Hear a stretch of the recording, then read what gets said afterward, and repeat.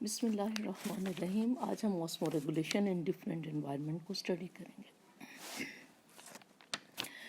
सबसे पहले हम मेरीन एनवायरनमेंट को देखते हैं कि इसमें ऑर्गेनिज्म जो हैं वो किस तरह अडॉप्ट करते हैं। तो मेरीन एनवायरनमेंट में जो मेरीन इन्वर्टिब्रेट्स हैं वो मोस्टली ऑस्मो कन्फॉर्मर्स होते हैं। इसमें से जो हैग फिशेस हैं वो एनवायरनमेंट के साथ आइसोटोनिक हैं। जो कार्टिलेजनस फिशेस हैं उनके पास रेक्टल ग्लैंड्स हैं जो एक्टिवली रिमूव करते रहते हैं बॉडी से सॉल्ट को, एक्सेसिव सॉल्ट को, ठीक है। और उसके बाद जो एक और तरह की जो फिशेस हैं, ठीक है, मेरीन फिशेस की कैटेगरी में, वो यूरिया को रिटेन करती हैं बॉडी के अंदर, लेकिन उसको ट्राई मिथाइल अमीन ऑक्साइड में कन्वर्ट करके, ठीक है, ताकि बॉडी को नुकसानदेह असरात ना का सामना ना करना पड़े। इसके बाद जो बोनी फिशेस हैं मेरीन एनवायरनमेंट में, वो कंसनट्रेटेड यूरिन खारिज करती हैं। वो उनके एंसेस्टर्स जो हैं वो फ्रेश वाटर हैं, इसलिए वो पानी यानी कि बॉडी के अंदर रिटेन करती हैं और मुसलसल यूरिन खारिज करती रहती हैं जो कॉन्सनट्रेटेड होता है। जो एक्सेसिव सॉल्ट हैं वो यूरिन के ज़रिए खारिज करती हैं, ठीक है। तो ये कुछ इस डायग्राम से भी आपको अंदाज़ा हो रहा है। ऑस्मोटिक रेगुलेशन फिर फ्रेश वाटर है। तो फ्रेश वाटर में जो फ्रेश वाटर फिशेस हैं, फ्रेश वाटर फिशेस जो हैं उनकी जो स्किन है वो कवर्ड होती है स्केल से, म्यूकस से, ताकि जो एक्सेस वाटर जो है वो बाहर रहे, ठीक है, बॉडी के अंदर एंटर ना हो मुसलसल। Water that enters the body is pumped out by the kidney as very dilute urine. तो पानी जो जिस्म के अंदर दाखिल हो जाता है उसको भी ये यूरिन की सूरत में खारिज करती हैं, और जिसमें सॉल्ट्स की मिकदार कम और वाटर की मिकदार जिस यूरिन में ज़्यादा हो। Okay, salts absorbing cells in the gills transport salt ion into the blood. Okay.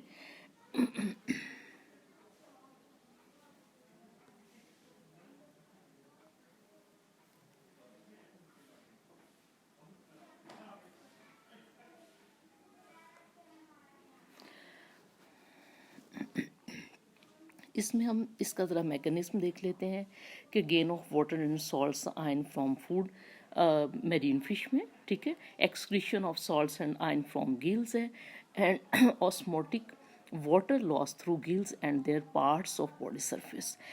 Gain of water and salt साइन from the drinking sea water, यानी कि मेरीन फिश जो है वो ड्रिंक कर रही है सी वाटर को, और इसके साथ excretion of salts ion and small amount of water in the scanty urine from kidney.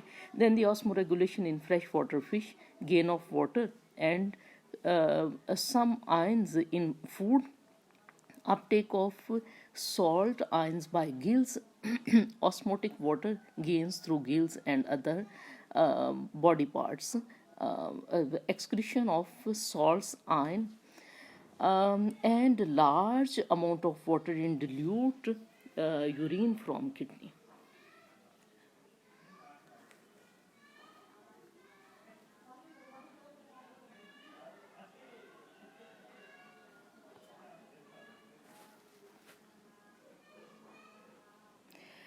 Now we see the osmoregulation in terrestrial animal. Terrestrial animal जो हैं उनको यानी कि कम पानी अवेलेबल है, ठीक है, तो वो अपने बॉडी में पानी को किस तरह कंजर्व करते हैं, कैसे वो अडॉप्ट करते हैं इस माहौल में।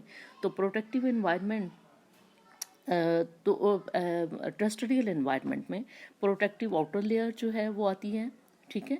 फिर वो ऐसे फूड और ऐसी चीज़ें ड्रिंक करते हैं जिसमें पानी की मिकदार ज़्यादा हो, यानी माइस्ट फूड करते हैं और फ्लूड जो हैं वो ज़्यादा पीते हैं।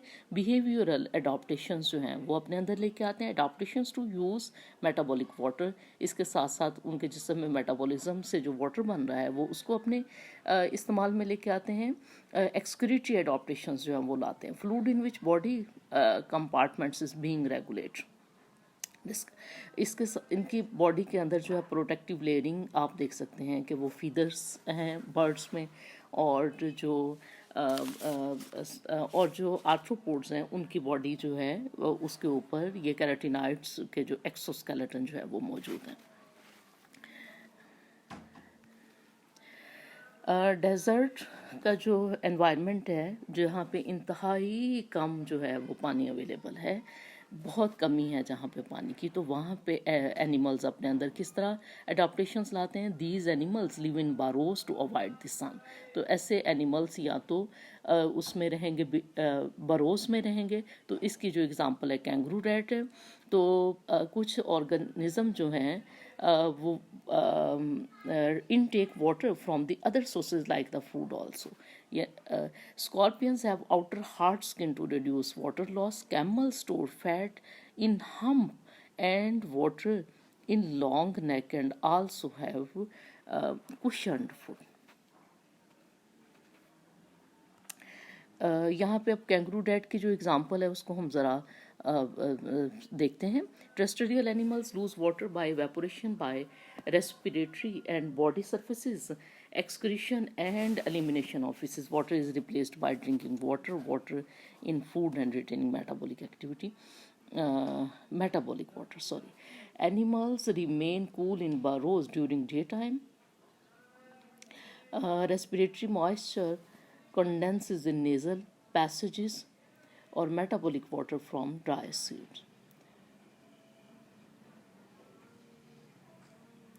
Urine concentrated by counter-current exchange in extra long loop of Henle produces dry feces. तो इस तरह ये अपने अंदर जो वाटर को है वो रिटेन करता है. Then another phenomena is also present in terrestrial conditions, anhydrobiosis. Anhydrobiosis is life without water. It is a dormant state induced by drought in which an organism becomes almost completely dehydrated and reduces its metabolic activity to imperceptible level, occurring in small invertebrates such as tardigrade and in some small in plant seeds. Okay, तो इसमें ये tardigrade जो है इसमें इसकी जो है जिस वक्त वो हाइड्रेटेड कंडीशन में है तो उसकी ये इस तरह की शेप है, और जिस वक्त उस एक्सट्रीम डिहाइड्रेशन हो जाती है तो वो इस तरह वो श्रिंक कर जाता है. ठीक है, और जब उसकी रीहाइड्रेशन होती है और ये काफ़ी अरसा जो है मंथ्स इवन सालों वो इस तरह रह सकता है, और जब रीहाइड्रेशन होती है तो दोबारा वो अपनी असल फॉर्म में जो है वो आ जाता है. ओके बेटा.